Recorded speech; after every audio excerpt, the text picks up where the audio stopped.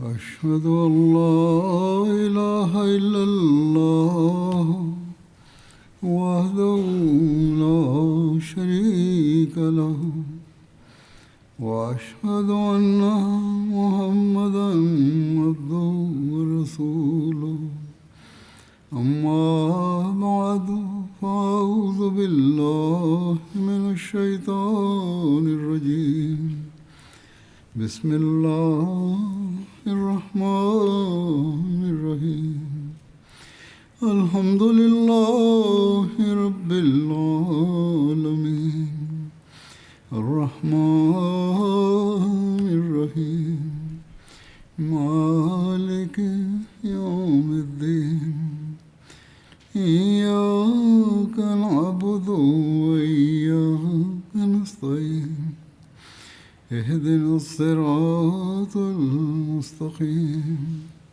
صراط الذين أنعمت عليهم غير المغضوب عليهم ولا الضالين.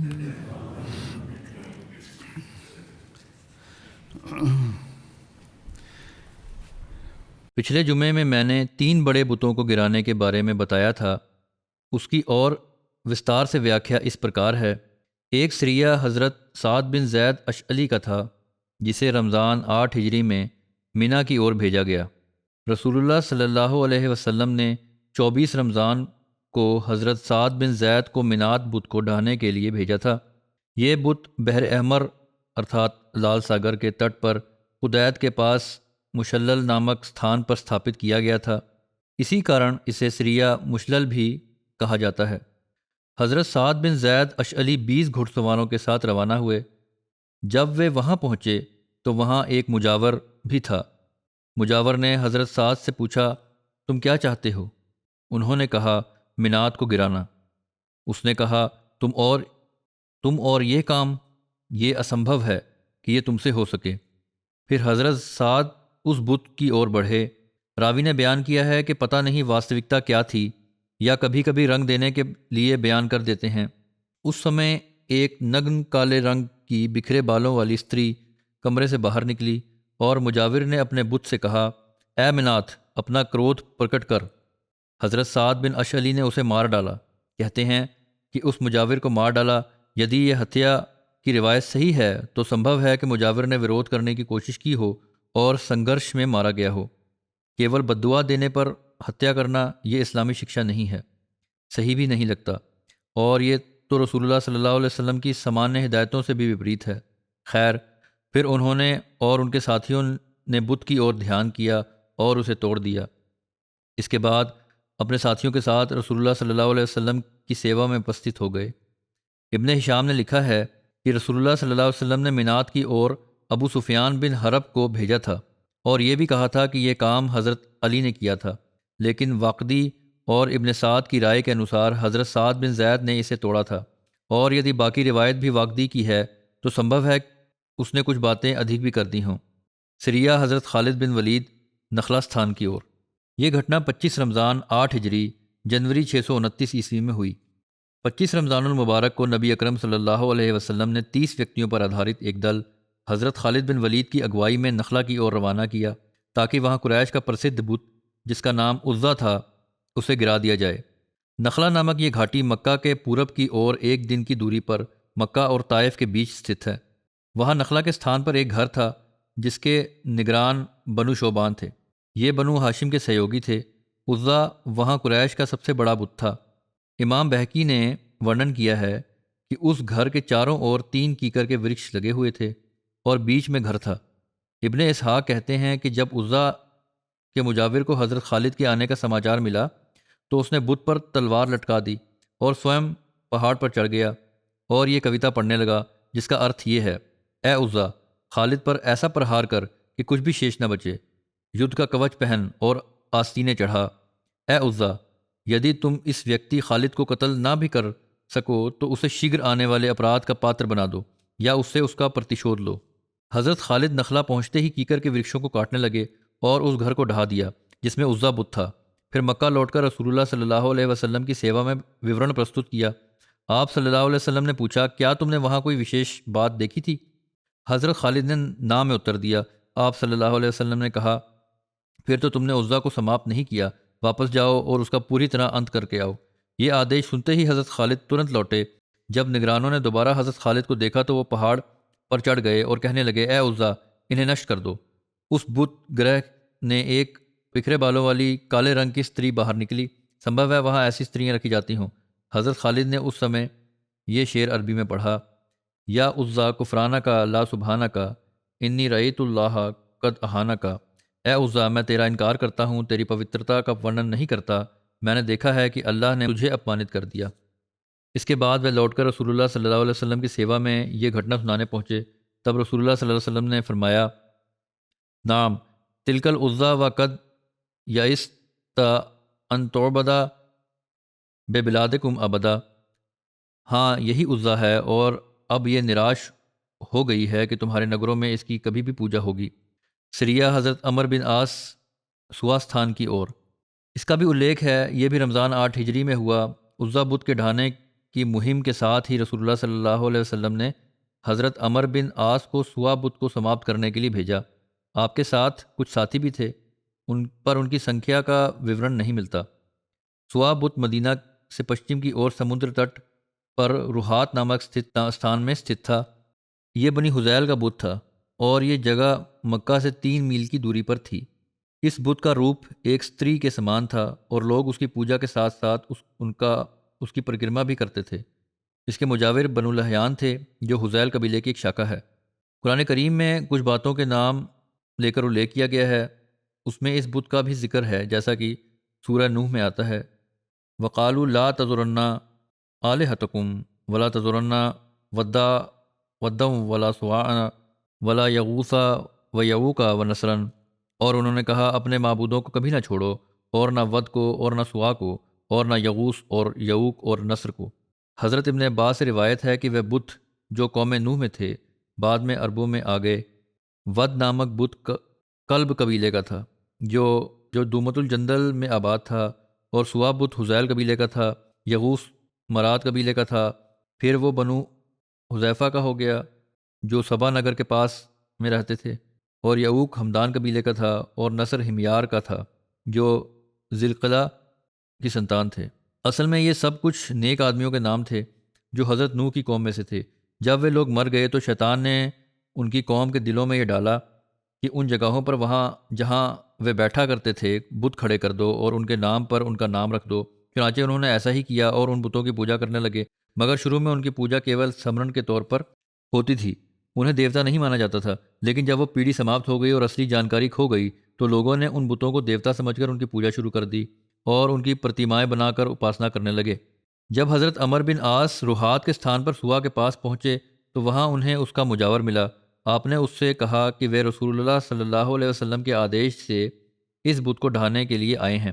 اس نے اتر دیا تم اسے توڑنے میں کبھی سکشم نہیں ہوگے۔ آپ نے کارن پوچھا تو اس نے کہا تمہیں ہر حال میں روک دیا جائے گا۔ آپ نے کہا تم پر افسوس، کیا یہ بت سن سکتا ہے اور دیکھ سکتا ہے؟ پھر آپ آگے بڑھے اور اسے توڑ دیا۔ اس کے بعد آپ نے اپنے ساتھیوں سے کہا کہ اس کوٹری کو بھی ڈھا دو جو اس کے ساتھ بنی ہوئی تھی۔ انہوں نے اسے بھی ڈھا دیا۔ پھر آپ نے اس مجاور سے کہا اب بتاؤ۔ جب اس نے اپنے دیوتا کا یہ حال دیکھا تو ترنت بول پڑا میں اللہ کی آگیا مانتا ہوں اور اسلام سویکار کرتا ہوں۔ اس پرسنگ سے بھی یہ پشٹی ہوتی ہے کہ پہلے جو یہ کہانی بیان کی گئی تھی کہ کسی مجاور کو یا کسی کو قتل کیا گیا تھا وہ قابل غور نہیں ہے۔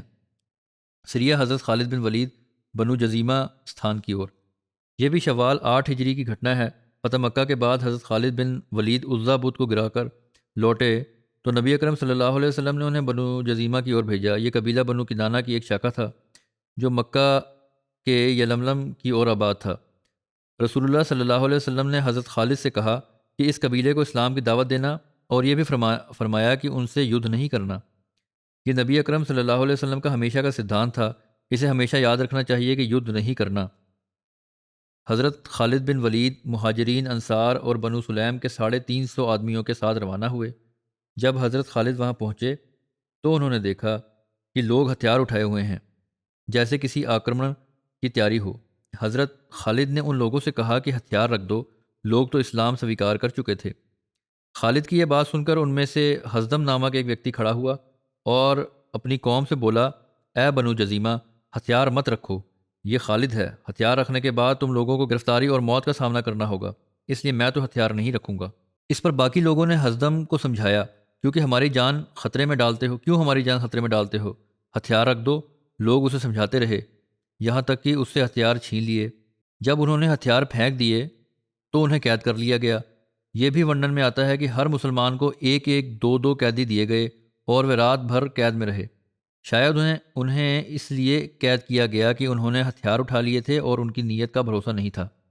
ایک روایت کے انوسار جب حضرت خالد وہاں پہنچے اور انہیں اسلام کی دعوت دی تو ان لوگوں نے کہا اسلمنا، یعنی ہم نے اسلام قبول کیا، لیکن انہوں نے اسلمنا کہنے کے بجائے کہنا شروع کر دیا سبانا سبانا، یعنی ہم نے پرانا دھرم چھوڑ دیا۔ اس پر حضرت خالد کو یہ غلط فہمی ہوئی کہ یہ مسلمان نہیں ہیں، چنانچہ انہوں نے ان کے قتل کا فیصلہ سنا دیا۔ یہ ایک تفسیر پیش کی جاتی ہے۔ ابن سعد نے بیان کیا ہے کہ جب خالد ان کے پاس پہنچے تو انہوں نے پوچھا، تم کس دھرم پر ہو؟ انہوں نے کہا، ہم مسلمان ہیں، نماز پڑھتے ہیں۔ خالد نے پوچھا، پھر تم نے ہتھیار کیوں اٹھا رکھے ہیں؟ وہ بولے، ہمارے اور عرب کی ایک قوم کے بیچ پرانی دشمنی چلی آ رہی ہے، ہمیں یہ آشنکا ہوئی کہ وہی دشمن قوم آئی ہے، اس لیے ہم نے ہتھیار اٹھا لیے۔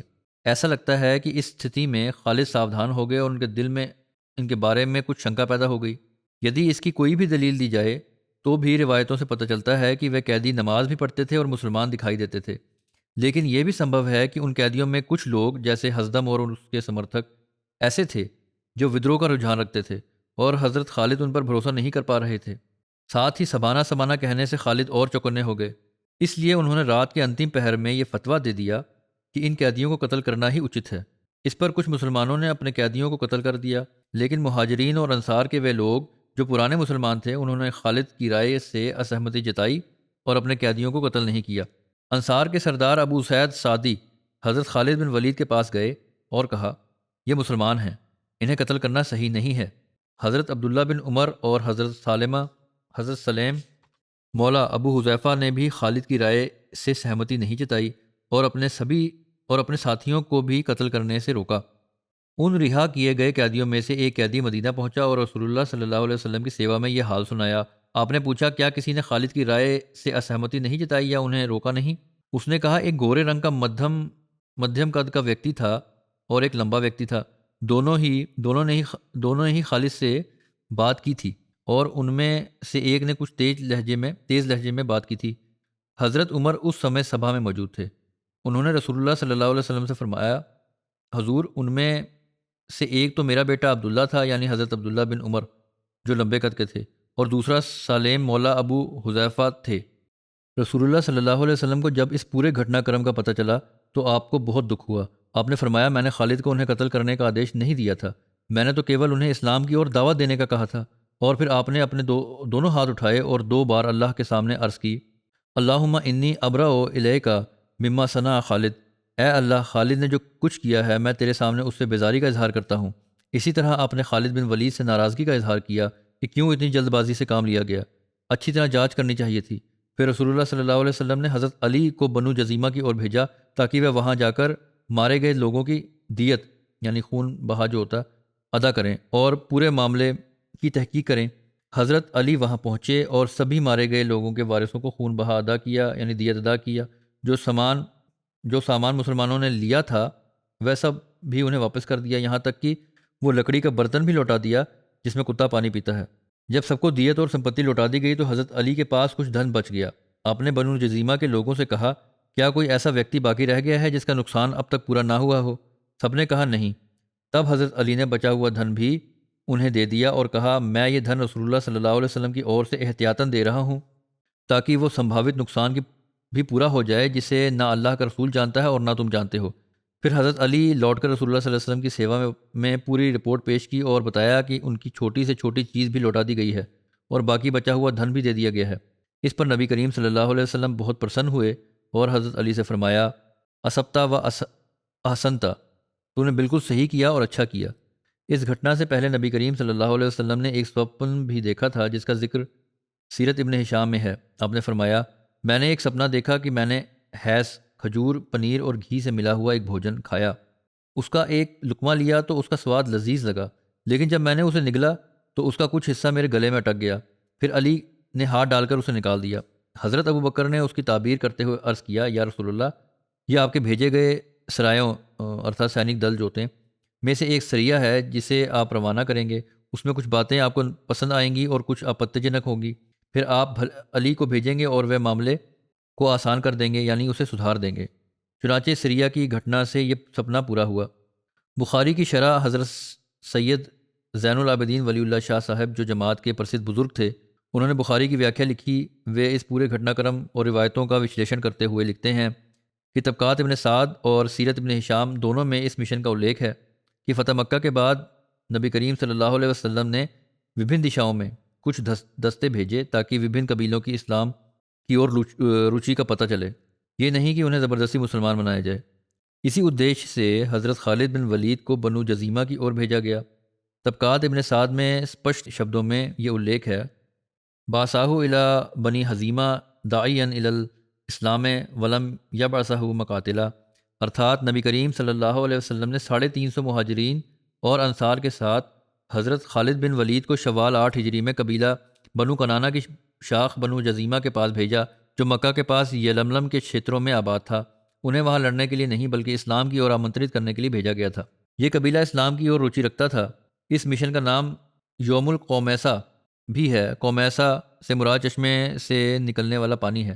مکہ معظمہ کے نکٹ بدیہ میں وہ ستھان تھا جہاں بنو جزیمہ رہتے تھے۔ حضرت عبداللہ بن عمر جو اس روایت کے راوی ہیں اس مشن میں موجود تھے۔ ان کے بیان میں سنکشیپ ہے۔ ابن اسحاق نے گھٹنا کا وستار سے ورنن کیا ہے۔ اس سے پتہ چلتا ہے کہ بنو جزیمہ کے ایک وشیش حصے نے اسلام سویکار کرنے سے انکار کر دیا تھا، جبکہ ادھکتر لوگ مسلمان ہو چکے تھے۔ جو انکار کرنے والے تھے وہ ہتھیار بند ہو کر لڑنے لگے۔ اسی وجہ سے حضرت خالد بن ولید نے ان کا مقابلہ کیا اور پراجے ہونے پر وہ قید کر لیے گئے۔ ان میں سے کچھ نے اپنے آپ کو گھرا دیکھ کر سبانہ کے شبدوں سے اپنا اسلام ویکت کرنا شروع کیا۔ سبانہ کا ارتھ ہے ہم سابی ہو گئے، یعنی ہم نے اپنا دھرم بدل لیا۔ رسول اللہ صلی اللہ علیہ وسلم کو مکہ معظمہ میں مذاق اڑا کر سابی کہا جاتا تھا اور لوگوں کے دلوں میں اس شبد سے نفرت بٹھائی جاتی تھی کیونکہ اس سے تاتپریہ لیا جاتا تھا کہ انہوں نے اپنا پورو دھرم چھوڑ دیا ہے۔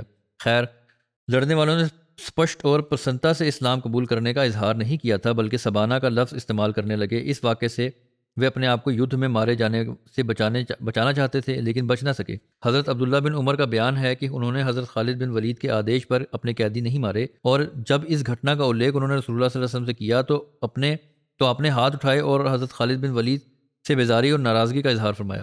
ابن اسحاق اور ابن سعد کے بیان سے پتہ چلتا ہے کہ مجاہدین میں بنو سلیم اور مدلج قبیلے کے یودھا بھی شامل تھے۔ یہ دونوں قبیلے بھی بنو کنانہ کی شاخ تھے اور پہلے کسی یدھ میں بنو جزیمہ کو نقصان پہنچا چکے تھے۔ جب بنو جزیمہ نے دیکھا کہ بنو سلیم اور مدلج مجاہدین اسلام کے لشکر کے ساتھ آئے ہیں تو وہ ان سے مقابلہ کرنے کے لیے ہتھیار بند ہو گئے۔ حضرت خالد نے انہیں کہا، لوگ مسلمان ہو چکے ہیں، پھر یہ لڑائی کس لیے؟ ہتھیار ڈال دو۔ جیسا کہ پہلے بیان ہو چکا ہے، حضرت حزدم نامک سردار نے انہیں صلاح دی کہ ہتھیار مت ڈالنا ورنہ قتل اور قید ہو جاؤ گے۔ قوم کے کچھ لوگوں نے اسے روکا اور کہا، خون ریزی کیوں کراتے ہو؟ لوگ تو مسلمان ہو چکے ہیں۔ ابن ہشام کی روایت سے یہ بھی پتہ چلتا ہے کہ ان قبیلوں بنی کنانہ کے بیچ آپسی خون ریزی کے پرانے بدلے کا معاملہ بھی تھا۔ اسی وجہ سے کچھ نے یدھ کیا، مارے گئے اور کچھ قید کیے گئے۔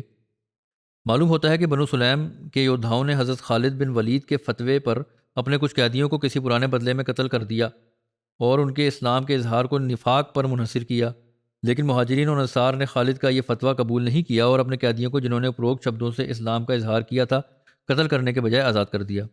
رسول اللہ صلی اللہ علیہ وسلم کا فتویٰ بالکل اسپشٹ ہے۔ حضرت عبداللہ بن عمر کی روایت سے یہ ظاہر ہے کہ قیدیوں کو قتل کرنے کا حکم حضرت خالد بن ولید کو نہیں تھا بلکہ یہ ایک فتویٰ تھا جس سے صحابہ کی ادھیکانش سنکھیا نے سہمتی نہیں کی۔ یدی یہ حکم ہوتا تو سب اس کا پالن کرتے اور کوئی بھی اس سے اسہمتی نہ کرتا، لیکن فتویٰ دینے میں حضرت خالد سے کچھ وجہوں سے غلطی ہوئی اور رسول اللہ صلی اللہ علیہ وسلم کو خالد کی اس غلطی سے گہرا دکھ پہنچا۔ آپ نے اس کی بھرپائی کے لیے حضرت علی کو بھیجا۔ حضرت علی نے وہاں جا کر ہر بچے تک کا خون بہا ادا کیا، یعنی دیت ادا کی، یہاں تک کہ جن کے کتے بھی مارے گئے تھے ان کے کتوں کا بھی خون بہا ادا کیا۔ سیرت ابن ہشام میں لکھا ہے کہ نردھارت دیت کے علاوہ انہیں اترکت دھن بھی دیا گیا۔ امام باقر نے بھی حضرت علی دوارا نقصان کی بھرپائی کا الیکھ کیا ہے کہ حضرت خالد نے لڑائی میں انہیں قتل اور قید کیا تھا۔ اس کا ارتھ یہ نہیں تھا کہ ہتھیار ڈال دینے کے بعد بھی انہیں قتل کیا گیا۔ ابن سعد نے اس سبند میں جو روایتیں نقل کی ہیں ان میں سے ایک روایت ابن اسحاق کے حوالے سے حضرت ابن ابی حضرت اسلمی کی ہے جو اس فوج میں موجود تھے۔ ابن سعد کے بیان سے ظاہر ہوتا ہے کہ کچھ نے یدھ کیا، اور یہ الیکھ بھی ہے کہ جب بنو جزیمہ کو ہتھیار بند دیکھا تو حضرت خالد نے ان سے پوچھا، ما بال السلاح علیکم، کیا بات ہے کہ تم ہتھیار اٹھائے ہوئے ہو؟ انہوں نے کہا، ہمارے اور کچھ عرب قبیلوں کے بیچ پرانی دشمنی ہے، اس لیے ہمیں اشنکا ہوئی کہ تم وہی لوگ ہو، اسی وجہ سے ہم نے ہتھیار اٹھا لیے۔ حضرت خالد نے آدیش دیا کہ انہیں قید کر لیا جائے، ان کے ہاتھ باندھ دیے گئے اور انہیں اپنے ساتھیوں میں بانٹ دیا گیا۔ امام ابن حجر نے یہ حوالہ نقل کر کے لکھا ہے کہ لڑنے والوں نے لڑائی کے بعد اپنے آپ کو سپرد کیا۔ امام بخاری کی روایت میں سنکشیپ ہے، اور کتاب المغازی کی روایتوں میں جو گھٹنائیں بیان ہوئی ہیں ان میں بھی اسپشٹ سمبند نہیں ہے، لیکن اس سے اتنا اوشیہ گیات ہوتا ہے کہ یہ جھڑپ جو اس تبلیغی مہم کے دوران ہوئی اس میں زمانہ جاہلیت کی کسی پرانی خون ریزی کا ہستچھیپ ضرور تھا۔ کیول سبانہ شب سے سمبندھت متبھید پر کچھ قیدیوں کو قتل کر دینا عقل سے بہت دور ہے، وشیش کر جب مہاجرین اور انصار کھل کر اپروکت فتوے کے خلاف تھے۔ خطابی کہتے ہیں کہ نبی کریم صلی اللہ علیہ وسلم کے اس واقعے سے اللہم انی ابرأ الیک مما صنع خالد، اے اللہ میں تیرے سامنے خالد کے اس کارے سے بیزاری کا اظہار کرتا ہوں۔ ظاہر ہے کہ آپ نے حضرت خالد کے نرنے میں کی گئی جلد بازی اور سبانہ شب سے سمبندھت ٹھیک سے جانچ نہ کرنے کو ناپسند کیا۔ حضرت خالد کا فرض تھا کہ وہ پوری طرح معلوم کرتے کہ سبانہ کہنے والوں کی اس سے کیا مراد ہے۔ امام باقر کی روایت ہے کہ نبی کریم صلی اللہ علیہ وسلم حضرت علی رضی اللہ عنہ کو بلایا اور ان سے فرمایا، ان لوگوں کے پاس جاؤ اور جاہلیت کی بات کو اپنے قدموں تلے کچل دو۔ چنانچہ وہ گئے اور انہوں نے ایک ایک کی دیت ادا کی۔ اس روایت سے اسپشٹ ہوتا ہے کہ کوئی پرانا بیر، کینہ، بغض اور انتقام اس قتل و قتال کے پیچھے سکریہ تھا۔ جب آپ نے کہا کہ ماضی کی باتوں کو کچل دو تو آپ کو یہ معلوم ہو گیا تھا کہ ان کے دلوں میں کوئی پرانا بیر ہے، اور وہی وجہ بنی کی قتل کیا۔ رسول اللہ صلی اللہ علیہ وسلم جب کوئی مہم روانہ کرتے تو ہمیشہ یہی ہدایت دیتے کہ لڑائی میں جلد بازی نہ کرنا، دھیرے پن اور نرمی کو اپنانا، اور مقابلہ کرنے سے پہلے دعوت اسلام پیش کرنا، اسلام کے آدیشوں کو اسپشٹ کرنا تاکہ حجت پوری ہو جائے، اور جہاں سے اذان سنائی دے وہاں حملہ نہ کرنا۔ مذکورہ بالا گھٹنا میں یعنی اپروکت لکھت جو گھٹنا میں خود قبیلہ بنو جزیمہ کی اور سے اسلام قبول کرنے کا پیغام پہنچا چکا تھا، جس پر یہ مہم اسپشٹ آدیش کے ساتھ روانہ کی گئی تھی کہ اس کا مقصد دعوت اسلام ہے، لڑائی نہیں۔ چنانچہ طبقات ابن سعد میں ہے کہ جب حضرت خالد بن ولید بنو جزیمہ کے پاس پہنچے تو انہوں نے ان سے پوچھا، تم کون ہو؟ انہوں نے کہا، ہم مسلمان ہیں، ہم نماز پڑھتے ہیں، محمد صلی اللہ علیہ وسلم کو سچا مانتے ہیں، اپنے آنگنوں میں مسجدیں بنائی ہیں اور ان میں اذان بھی دی جاتی ہے۔ حضرت خالد نے پوچھا، پھر یہ ہتھیار کیوں ہیں؟ انہوں نے کہا، ہمارے اور عربوں کی ایک قوم کے بیچ دشمنی ہے، ہمیں اندیشہ ہوا کہ تم وہی نہ ہو۔ اپروکت اسپشٹتا کے بعد ان کے ساتھ یدھ کسی بھی صورت میں جائز نہیں تھا۔ معلوم ہوتا ہے کہ یلملم کے علاقوں میں قیام کے دوران پرانی دشمنی کی چنگاری بھڑکی، جس سے ایک فریق کے ساتھ یدھ کی استھتی پیدا ہوئی، اور اس کے بعد جنگجو افراد کی اور سے سبانہ کہہ کر اسلام کے اظہار پر ان کی جان بخشی نہیں ہوئی۔ حضرت خالد بن ولید جو امیر جیش ارتھات سینیہ پرمکھ تھے ہونے کی وجہ سے الزام میں آئے۔ ابن ہشام نے حضرت خالد اور حضرت عبد الرحمن بن عوف کے متبھید اور آپسی ناراضگی کا بھی الیکھ کیا ہے جو اس موقع پر دونوں کے بیچ ہوئی۔ حضرت عبد الرحمن نے ان سے کہا، عملتا بے امر الجاہلیت فی الاسلام، آپ نے اسلام میں جاہلیت کا کام کیا ہے۔ تو حضرت خالد نے جواب دیا، انما تارتا بے ابی کا، تم نے اپنے باپ کا بدلہ لیا ہے مجھے یہ کہہ کر۔ حضرت عبد الرحمن نے کہا، یہ صحیح نہیں ہے، کیونکہ میں اپنے باپ کے قاتل کو قتل کر کے بدلہ لے چکا ہوں، لیکن آپ نے اپنے چچا فقی بن مغیرہ کا بدلہ لیا ہے۔ اس پر دونوں میں جھگڑا بڑھا، یہاں تک کہ رسول اللہ صلی اللہ علیہ وسلم کو اس ناراضگی کا پتہ چلا۔ آپ نے خالد سے فرمایا، میرے صحابہ کے بارے میں ایسا وچار مت کرو، خدا کی قسم اگر تمہیں احد پہاڑ کے برابر بھی سینہ مل جائے اور تم اسے اللہ کی راہ میں خرچ کر دو تو بھی میرے صحابہ میں کسی ایک شخص کا مقام حاصل نہیں کر سکتے جو انہیں صبح شام ذکر الہی سے ملتا ہے۔ سیرت ابن ہشام میں ابن اسحاق کی یہ روایت بھی موجود ہے۔ اس میں الیکھ ہے کہ فقی بن مغیرہ مخزومی، عوف بن عبد عوف زہری اور عفان بن ابو العاص یمن کی اور ویاپار کے لیے گئے، اور واپسی پر ایک جزیمی شخص کا مال جو یمن میں مر گیا تھا ساتھ لائے تاکہ اس کے وارثوں کو دیا جائے۔ بنو جزیمہ کا ایک شخص خالد بن ہشام راستے میں ملا۔ جب اسے اس جزیمی ویکتی کی موت کا پتہ چلا تو اس نے کہا کہ وہ اس مال کا حقدار ہے۔ انہوں نے دینے سے انکار کر دیا۔ اس پر آپسی لڑائی ہو گئی اور لڑائی میں عوف بن عبد عوف اور فقی بن مغیرہ دونوں مارے گئے۔ عفان بن ابو العاص اور ان کا بیٹا عثمان بچ نکلے اور انہوں نے فقی بن مغیرہ اور عوف بن عبد عوف کا مال لے لیا۔ عبد الرحمن بن عوف نے موقع پا کر خالد بن ہشام کو قتل کر اپنے باپ عوف کا بدلہ لے لیا۔ قریش بھی اس گھٹنا سے بہت غصے میں تھے اور انہوں نے قبیلہ بنو جزیمہ پر حملہ کر کے اپنے مقتولوں اور مالی نقصان کا بدلہ لینا چاہا۔ تو بنو جزیمہ نے کہا، تمہارے آدمیوں کا قتل ایک ویکتیگت گھٹنا تھی، اس میں ہمارا ارادہ شامل نہیں اور ہمیں اس کی جانکاری بھی نہ تھی۔ ہم مقتولوں اور مالی نقصان کا معاوضہ دیں گے۔ قریش نے ان کی معافی اور پرستاو کو سویکار کر لیا۔ یہ سیرت ابن ہشام میں مروی ہے۔ بہرحال یہ وہ گھٹنائیں ہیں جو کچھ باتوں کے پیچھے کی پرشٹھ بھومی ہیں کہ کیوں دشمنیاں تھیں۔ یہ بھی ایک گھٹنا ہے جو دشمنیوں کا کارن بنی اور یہی اس کی پرشٹھ بھومی بھی ہے، جس کی وجہ سے حضرت خالد بن ولید آلوچنا کا وشے بنے اور صحابہ اسی کارن حضرت خالد کے فیصلے کے بارے میں سنتشٹ نہ تھے۔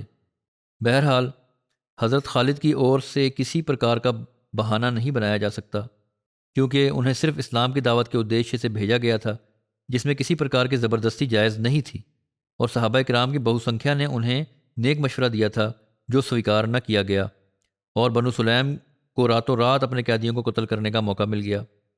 ابن اسحاق کی ایک روایت میں حضرت خالد بن ولید کا یہ بہانہ نقل کیا گیا ہے کہ انہوں نے اسلام قبول کرنے میں لوگوں کا انکار دیکھ کر حضرت عبداللہ بن حذافہ سہمی کے مشورہ پر ان سے یدھ کیا۔ اس بارے میں ابن اسحاق کے یہ شبد ہیں کہ کچھ لوگوں کا بیان ہے جو حضرت خالد کو اس فتوے کے اس بارے میں ابن اسحاق کے یہ شبد ہیں کہ کچھ لوگوں کا بیان ہے جو حضرت خالد کو اس قتل سے معاف ٹھہراتے ہیں کہ عبداللہ بن حذافہ سہمی نے آپ سے کہا تھا کہ رسول اللہ صلی اللہ علیہ وسلم نے تمہیں ان لوگوں کو قتل کرنے کا حکم دیا تھا اگر وہ اسلام سے باز رہیں۔ یہ بہانہ صحیح نہیں ہے کیونکہ امیر خالد تھے نہ کہ عبداللہ بن حذافہ سہمی، چاہے یہ غلطی جان بوجھ کر ہوئی ہو یا کسی تعبیر کے انترگت۔ بہرحال امیر لشکر اس غلطی کا ذمہ دار تھا، خاص کر جب نبی کریم صلی اللہ علیہ وسلم نے تحقیق کے بعد خالد پر سخت ناراضگی کا اظہار کیا اور ان سے اپنی بیزاری کا اعلان کیا۔ تو بہرحال اب ہمیں نبی صلی اللہ علیہ وسلم کا نرنے مان لینا چاہیے، اور یہ گھٹنا معمولی نہیں تھی کہ نرنے نبی کے بعد اس کے لیے بہانے کھوجے جائیں کہ خالد نے صحیح کیا یا غلط کیا۔ نبی صلی اللہ علیہ وسلم نے فرمایا، تم نے غلط کیا اور بیزاری کا اظہار کیا، بس اتنا کافی ہے۔ بہرحال اگر بہانے کھوجے جائیں گے تو اس سے آزادی مذہب ارتھات دھارمک سوتنترتا سے سمبندھت جو اسلام کی بنیادی شکشا ہے اس پر چوٹ پہنچتی ہے۔ نبی صلی اللہ علیہ وسلم نے تو صرف لڑنے والوں کو یدھ کی اجازت دی ہے اور دعوت اسلام میں نرمی برتنے کا آدیش دیا ہے۔ نبی صلی اللہ علیہ وسلم نے فتح مکہ کے بعد انیک مہمیں دعوت اسلام کی غرض سے عرب قبیلوں کی اور روانہ کی اور ان کے امیروں کو اسپشٹ ہدایت دی گئی کہ اس میں یدھ سے بچا جائے۔ کتب مغازی و تاریخ میں اسپشٹ ہے کہ یہ وفد، یہ ٹکڑیاں تو صرف اس دعوت اسلام کے لیے بھیجے گئے تھے۔ سیرت ابن ہشام اور طبقات ابن سعد کا بیان اس وشے میں پہلے گزر چکا ہے۔ علامہ طبری نے بھی ان شبدوں میں ویاکھیا کی ہے کہ رسول اللہ صلی اللہ علیہ وسلم نے مکہ کے آس پاس سرایہ روانہ کیا تاکہ وہ لوگوں کو صنم پرستی ارتھات مورتی پوجا اور بت پرستی سے ہٹائیں اور اللہ عز و جل کی عبادت کی اور انہیں بلائیں، اور ان سرایہ کو یدھ کرنے کا بالکل آدیش نہیں دیا گیا تھا۔ بہرحال آج کل جو کٹرپنتھی مولوی ہیں وہ انہی گھٹناؤں کو دلیل بنا کر قتل کرنے اور لڑائی کا جواز نکالتے ہیں، لیکن نبی کریم صلی اللہ علیہ وسلم کی بہت واضح ارتھات اسپشٹ شکشا ہے کہ جو سامنے سے یدھ نہ کرے اس سے یدھ نہیں کرنا، اور ایسا کرنا گناہ ہے۔ امام بخاری کی اپروکت روایت سے بھی اس بات کی پشٹی ہوتی ہے کہ حضرت خالد بن ولید کو تو صرف دعوت اسلام کے لیے بنو جزیمہ کی اور بھیجا گیا تھا، فدعاہم الی الاسلام، اور انہوں نے آدیش کی تعمیل میں انہیں اسلام کی دعوت دی، لیکن وہ لوگ صاف طور پر یہ نہ کہہ سکے کہ ہم اسلام لائے ہیں۔ گھبراہٹ میں کہنے لگے ہم نے اپنا دین بدل ڈالا۔ یہ جملہ پورے قبیلے کا نہیں تھا کیونکہ ان میں سے ادھکتر پہلے ہی مسلمان ہو چکے تھے، بلکہ یہ صرف ایک خاص خاندان سے سمبندھت تھا جنہیں یہ اندیشہ تھا کہ ان سے پرانا بدلہ لیا جائے گا، اس لیے وہ ہتھیار بند ہو کر لڑنے لگے۔ لڑائی میں جب انہوں نے اپنی شکست دیکھی تو سبانہ کہہ کر اسلام کا اظہار کیا۔ امام بخاری کی روایت بہت ہی مختصر ہے، سنکشپت ہے، اور انہوں نے وہی روایت قبول کی ہے جو ان کے سوستھے یا پرامانکتا پر کھری اترتی تھی۔ حزتم نے اپنے لوگوں کو مشورہ دیا تھا کہ ہتھیار مت ڈالو بلکہ مقابلہ کرو۔ اس سے بھی معلوم ہوتا ہے کہ اسے پرانی خون ریزی کی وجہ سے خطرہ تھا۔ ابن اسحاق کی پہلی روایت میں اس کے یہ الفاظ نقل ہوئے: اے بنو جزیمہ، یاد رکھو یہ خالد ہے، ہتھیار ڈالنے کے بعد قید و بندھن ہوگا اور اس کے بعد گردن اڑا دی جائے گی۔ اس کی قوم کے کچھ لوگوں نے اسے پکڑ لیا اور کہا، تم خون ریزی چاہتے ہو؟ لوگ تو مسلمان ہو چکے ہیں اور انہوں نے ہتھیار ڈال دیے ہیں، اب جنگ ختم ہے اور امن ہے۔ لوگ اسے سمجھاتے رہے اور اس سے ہتھیار لے لیے، اور حضرت خالد کے کہنے پر باقی لوگوں نے بھی ہتھیار اتار دیے۔ سیرت ابن ہشام میں اسی طرح ورنن ہے۔ اس بیان سے ظاہر ہے کہ حزدم کے خدشات اشنکائیں بے معنی نہ تھیں۔ معلوم ہوتا ہے کہ صحابہ کرام قبیلے کے نئے مسلمانوں کو دین اسلام کی تعلیم دینے کی غرض سے وہاں کچھ عرصہ ٹھہرے رہے، جیسا کہ روایت کے الفاظ حتیٰ اذا کانا یومن امرن خالد سے معلوم ہوتا ہے، اور قیام کے دوران کوئی ناگوار صورتحال پیدا ہو گئی جس سے قبیلے کے کچھ لوگوں سے جنگ ہوئی اور پراجت ہونے پر وہ قید ہوئے۔ اب جب قیدی مجاہدین کے سپرد کیے گئے تو ممکن ہے کہ کچھ افراد کو پرانا کینہ یا دویش نکالنے کا موقع مل گیا ہو اور انہوں نے انہیں قتل کر دیا۔ ابن ہشام نے اس سلسلے میں ابراہیم بن جعفر محمودی کی سند سے نبی صلی اللہ علیہ وسلم کے سوپن اور حضرت ابوبکر کی ویاکھیا تعبیر کا بھی ذکر کیا ہے، جسے میں پہلے بیان کر چکا ہوں کہ آپ نے کھجور، ستو اور گھی سے بنے مالدہ سے کچھ لقمے لیے جو سوادشٹ تھے، لیکن آخر ایک لقمہ گلے میں اٹک گیا اور حضرت علی نے ہاتھ ڈال کر نکال لیا۔ حضرت ابو بکر صدیق نے یہ تعبیر کی کہ اس کا سنبندھ ایک تبلیغی وفد سے ہے، اور مشورہ دیا کہ حضرت علی کو بھیجا جائے تاکہ خالد کی غلطی کا سدھار ہو سکے۔ اس سوپن سے یہ بھی اسپشٹ ہے کہ اس گھٹنا کا سنبندھ قبیلہ جزیمہ کے ایک وشیش بھاگ سے ہے اور کچھ وشیش قیدیوں سے تھا۔ یہ نہیں کہ سارے قیدی محض سبانہ کہنے سے قتل کر دیے گئے۔ اصل میں یہ لوگ اسلام میں داخل نہیں ہوئے تھے اور پرانے انتقام کا خوف ان کے ذہنوں پر اس قدر غالب تھا کہ وہ اپنے بچاؤ کی خاطر لڑنے لگے۔ سلیم بن منصور اور مدلج بن مرہ کے کچھ افراد جو حضرت خالد کی فوج میں شامل تھے، انہیں بھی انتقام لیے جانے کا اندیشہ تھا، لہٰذا سلیم قبیلے کے ہی لوگ تھے جنہوں نے اپنے قیدی رات کو قتل کر کے اپنا بدلہ لے لیا۔ لیکن مہاجرین اور انصار میں سے کسی نے اپنے قیدی قتل نہیں کیے، بلکہ انہیں آزاد کر کے نبی صلی اللہ علیہ وسلم کے آدیشوں اور آپ کے اسوہ حسنہ پر عمل کیا۔ یہ تفصیل امام بخاری کی شرح حضرت ولی اللہ شاہ صاحب نے بھی لکھی ہے۔ انہوں نے اور بھی علمی انداز میں لکھا ہے کہ یہ بات واضح ہو جاتی ہے کہ حضرت خالد بن ولید کی کوئی بدنیتی شامل نہ تھی، ان سے ایک اجتہادی غلطی ہوئی تھی اور جلد بازی میں انہوں نے فیصلہ کیا، اور بعد میں جو صورتحال بنی بطور امیر لشکر اس کی ذمہ داری ان کی بنتی تھی۔ اسی وجہ سے نبی صلی اللہ علیہ وسلم حضرت خالد سے ناراض بھی ہوئے اور اللہ کے سامنے اپنی بیزاری کا اظہار بھی فرمایا۔ لیکن جب آپ نے سارے معاملے کی تحقیق فرمائی تو یہ ثابت ہوا کہ کسی غلط فہمی کی بنیاد پر یہ قتل ہوئے تھے، تبھی آپ نے قصاص کی بجائے دیت دیے جانے کا فیصلہ فرمایا۔ حضرت خالد بن ولید کی گزارشات اور معذرت ارتھات جو انہوں نے معافی مانگی پیش کرنے کے بعد نبی صلی اللہ علیہ وسلم نے نہ صرف خالد کو معاف فرما دیا بلکہ کچھ ہی دنوں بعد غزوہ حنین کے لیے تیار کیے جانے والے لشکر کے ہراول دستے اور گھڑ سواروں کے دستے کا نگران اور سالار حضرت خالد کو مقرر فرمایا۔ اگر ناراضگی اتنی شدید رہتی تو انہیں کسی دستے کا نگران نہ بناتے، لیکن آپ نے نگران مقرر فرمایا۔ اس کے علاوہ 2 اور سرایہ کا بھی سنکشپت ورنن ملتا ہے۔ سریہ یلملم، نبی صلی اللہ علیہ وسلم نے حضرت ہشام بن عاص کی قیادت میں 200 افراد پر مشتمل یہ سریہ مکہ کے دکشن پورب میں استھت یلملم کی اور بھیجا، جو مکہ طائف کے بیچ 2 راتوں کی دوری پر تھا۔ سریہ ارنا، یہ عرفات کے سامنے ایک وادی ہے۔ بیان کیا جاتا ہے کہ نبی کریم صلی اللہ علیہ وسلم نے حضرت خالد بن سعید بن عاص کو 300 افراد کی فوج کا امیر بنا کر اس طرف بھیجا تھا۔ بہرحال اس سرایہ کا ذکر محمد بن عمر واقدی نے کیا ہے، اس کے علاوہ کسی اور مشہور سیرت نگار یا جیونی لیکھک نے اسے بیان نہیں کیا، اس لیے یہ دیکھنے کی بات ہے کہ یہ صحیح بھی ہے یا نہیں۔ اور اس کی کوئی تفصیل بھی ملتی ہاں اتنا اتفاق ہے کہ اسے حذیل قبیلہ کی اور بھیجا گیا تھا جو ارنا میں قیام پذیر تھے۔ بہرحال اس سے نبی صلی اللہ علیہ وسلم کی اس سیرت کا بھی اچھی طرح علم ہوتا ہے کہ کہیں بھی آپ نے سختی نہیں کی، اور یہ الزام جو دشمنان اسلام لگاتے ہیں کہ جنگوں میں آپ نے قتل کروائے، یہ غلط ہے۔ آپ نے تو وہاں تک ناراضگی کا اظہار فرمایا جہاں غلطی سے بھی کچھ ہوا۔ تو نبی صلی اللہ علیہ وسلم کی باقی غزوات اور سرایا کا ذکر انشاءاللہ آگے آئے گا۔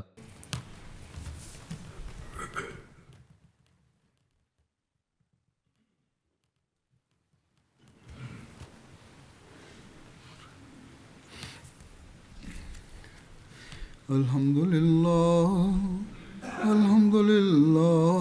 نحمده ونستعينه ونستغفره ونؤمن به ونتوكل عليه ونعوذ بالله من شرور أنفسنا ومن سيئات أعمالنا من يهده الله فلا مضل له ومن يضلل فلا هادي له ونشهد أن لا إله إلا الله ونشهد أن محمدا عبده ورسوله عباد الله رحمكم الله إن الله يأمر بالعدل والإحسان وإيتاء ذي القربى